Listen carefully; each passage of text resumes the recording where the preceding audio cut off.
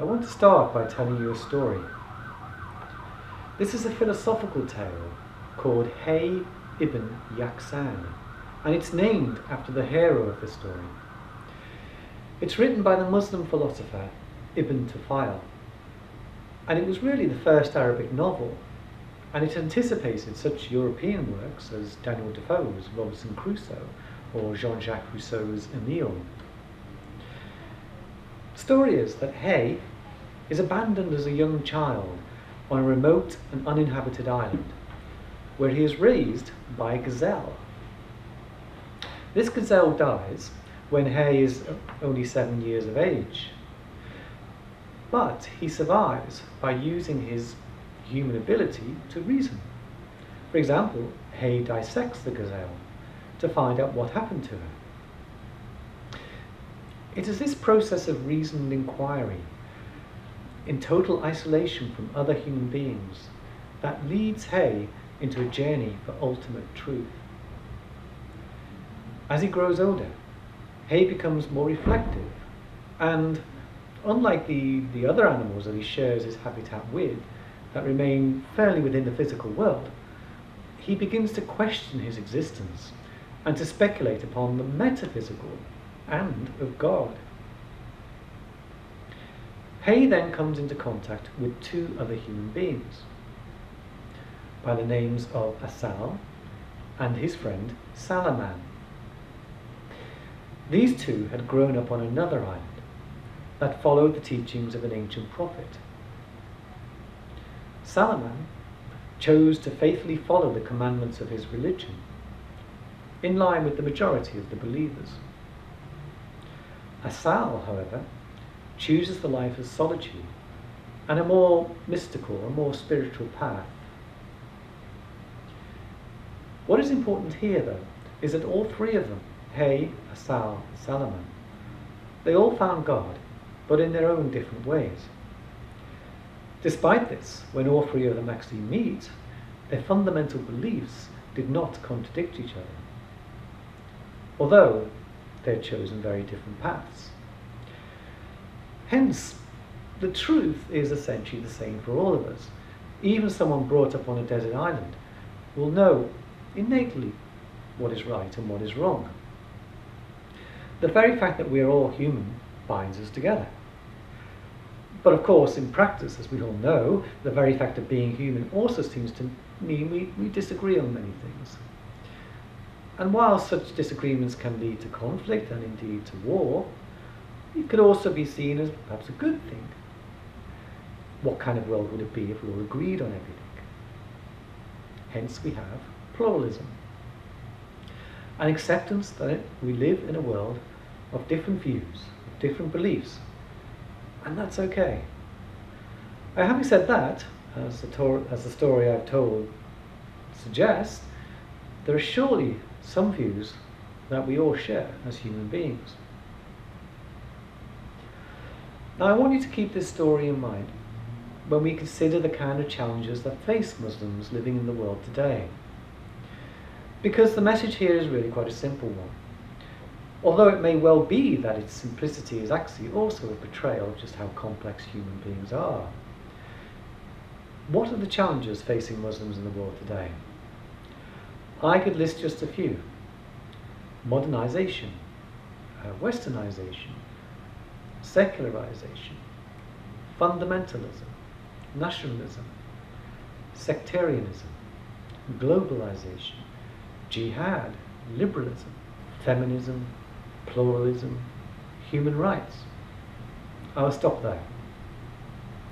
If you were to recognize an overarching theme, then it's this. The process of westernization and modernization has resulted in the raising of a number of issues. 3 specifically I want to mention here. First of all, the extent to which Islam is actually different from the West in terms of its values, ideologies, and so on.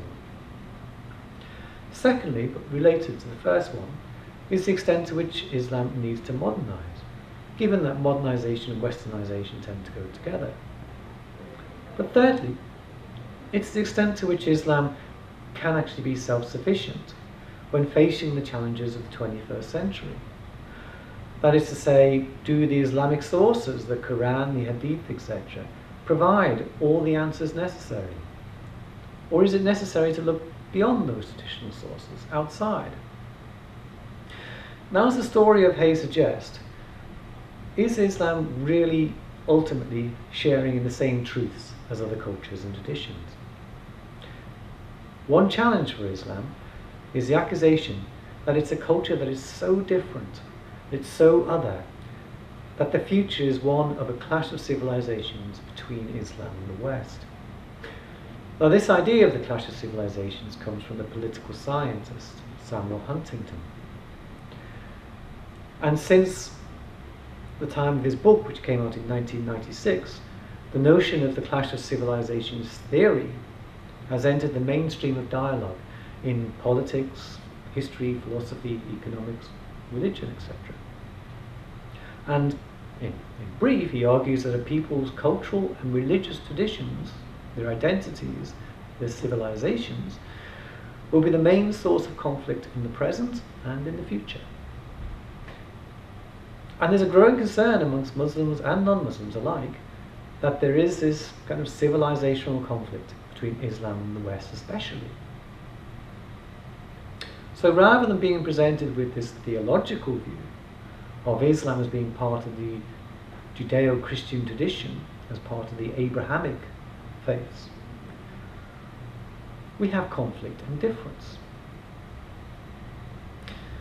Now, whilst many Western scholars would accept this clash of civilizations thesis, it's also evident that thinkers and movements within Islam itself are sympathetic to the view that Islam and the other are essentially incompatible.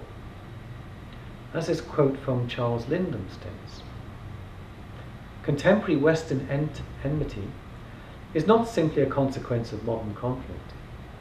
It is a reflection of the thousand-year rivalry between the Muslim Middle East and Christian Europe, the economic, political and religious hegemony over the Western Hemisphere and beyond, a contest dominated until recently by Islam." Now, until recently, because perhaps the key turning point came with the occupation of Egypt by Napoleon in 1798. This was the first armed inroad of Europe on the Arab Near East since the Crusades. The event is significant in that it began the period of Western intervention in the Islamic world and completely shattered any remaining illusions of the superiority of Islam. By about 1920, pretty much the whole of the Muslim world was under European control. And whilst countries since then have gained political independence from the West, there is this lingering cultural imperialism.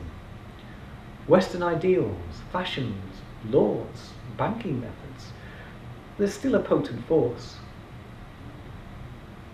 And this is a result of the belief that the West is best, not just amongst the people in the West, but by Muslims themselves, who want a piece of this Western success. However, in more recent years, Muslim nations have been facing the challenges of the modern world by looking more to Islam for answers. A realization that the West does not necessarily have all the answers. Or perhaps that Islam is actually not that different from the West after all, and that therefore the answers are the same. I want to give you just a couple of related topics that illustrate what I mean here. That of human rights in its broadest sense, but then focusing more specifically on women's rights. In terms of human rights then, the issue is an extremely important one, an extremely topical one. I mean, given the recent Arab Spring uprisings, important moral questions concerning the rights of human beings to engage in freedom of thought and expression is closely linked to these political struggles and the cause for democracy. And this in turn raises questions over whether Islam and democracy are actually compatible. As Islamic countries strive to assert their independence and identity, then the question arises, what are Islamic human rights? And are they, or indeed should they, be different from, say, the Universal Declaration of Human Rights? And if it be the case that Islamic notions of human rights happen to mirror those of Western notions, then perhaps this is because there's a recognition that certain human rights are universal and fundamental, regardless of cultural identity, religious, ethnic identity. How a Muslim thinker approaches the issues of human rights can vary incredibly. And I want to give you just a couple of examples to indicate these kind of two ends of the spectrum here. On one end, we have Maududi, considered more of a conservative in his views, but nonetheless hugely influential in Islamic thought to this day. And Maududi argues that human rights actually originated with Islam. It's not an import, and therefore the West has nothing to teach Islam regarding human rights at all. Maududi is often very critical of Western thought, and what he wants to do is to ring-fence the Islamic world, which he regards as entirely self-sufficient, against what he regards as the corruption of the West. Maududi was keen to stress that with rights comes duties, especially duty towards God. Hence, for Maududi, democracy is all very well, but only if those who are enfranchised recognize their responsibilities as well, their responsibility towards God and the guidance that he provides. Now, Maududi actually coined a term which he called theodemocracy, a cross between theology and democracy. But in reality, this only allows those who are actually fully qualified to understand what Islam requires can actually have the vote. Now, given that God has given us all the guidance we need, then we need not look anywhere else.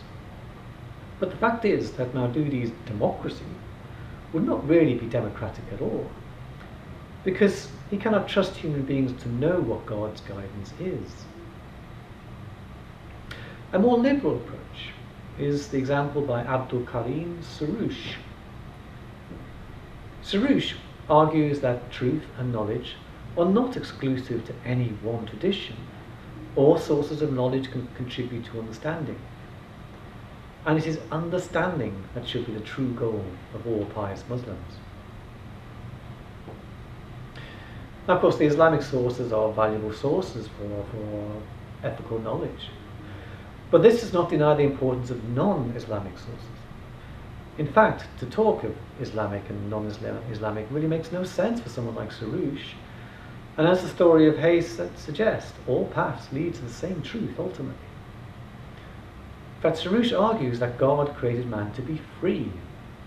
Although freedom may in its turn have its faults, and it does allow humans to engage in deceit and into sin, however, Soroush argues, the cost is worth it. Ultimately then, it depends how much you trust your place, ultimately then, it depends how much trust you place in the human being to choose his or her own direction, even if it does not lead down the righteous path. The important human right here is freedom. Other thinkers, however, would argue that obedience to God is more important, which suggests less faith in the human being to choose his or her own path. When we look at women's rights, the conservative approach to women's issues would not make very pleasant reading for feminists today, I suspect. But again, if it can be argued that God gave us the ability to engage in independent reasoning, in the ability to understand, then perhaps using these abilities will allow for an Islamic approach to modern issues that is not in conflict with Western views. Probably the best known Muslim feminist scholar today is Fatima Mernissi. Mernissi was born in Morocco and constitutes the first generation of Moroccan women to be in a position to access higher education. Mernissi's research focuses on the role of women in Islam by questioning the validity of the source material that makes claim to the restricted role of women. In particular, she focuses on that body of material called the Hadith. The Hadith are records of what the Prophet Muhammad said and did. and as Muhammad is considered the best Muslim, these records are treated as almost sacred. Yet it is important to keep in mind that, unlike the Quran, they are not the words of God. And Muslim scholars themselves have questioned how reliable many of these hadith are as accurate records. In Manissi's work, The Veil and the Male Elite, a feminist interpretation of Islam, which was published in English in 1991, she says the following, and I'll quote: "Can a woman be a leader of Muslims? I asked my grocer, who, like most grocers in Morocco, is a true barometer of public opinion. I take refuge in God," he exclaimed, shocked, despite the friendly relations between us. Aghast at the idea, he almost dropped the half-dozen eggs I had come to buy. A second customer, a schoolteacher, whom I vaguely knew from the newsstand, stood slowly caressing his wet mint leaves, and then hit me with a hadith that he knew would be fatal. Those who entrust their affairs to a woman will never know prosperity. Now, it was at this point that Fatma Manissi realized the power of hadith to silence any debate. Such is the high regard they possess. Manissi set out to investigate the vast religious literature, and her research is within the context of a broader claim that Islam was originally an egalitarian project that was intent on liberating women, but was derailed by the vested interest of Meccan men who were more at ease with pre-Islamic traditions.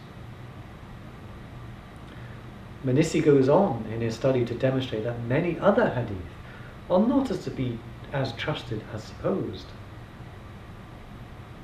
Now, questioning the veracity of the Quran is one thing, given that it is regarded as divine in origin, but hadith are not divine. They are very much a human product.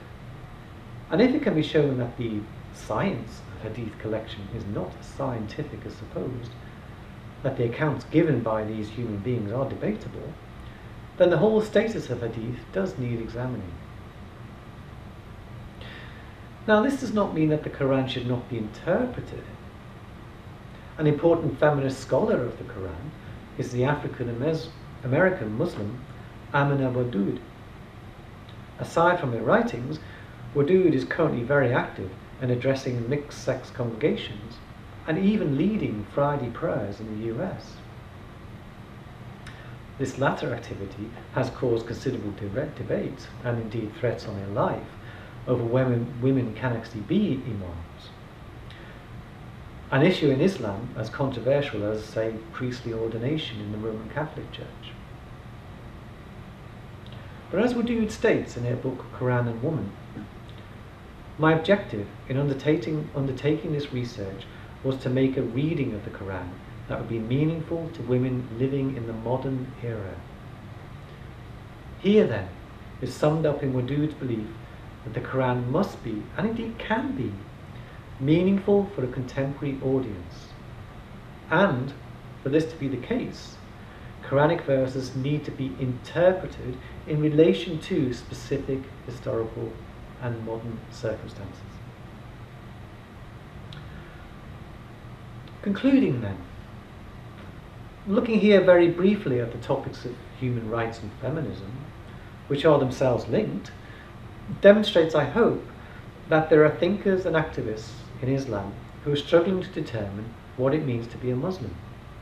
And this is not merely a matter of imitating the West or giving up one's religion, but actually of striving to determine what the Islamic sources themselves have to say for the modern world.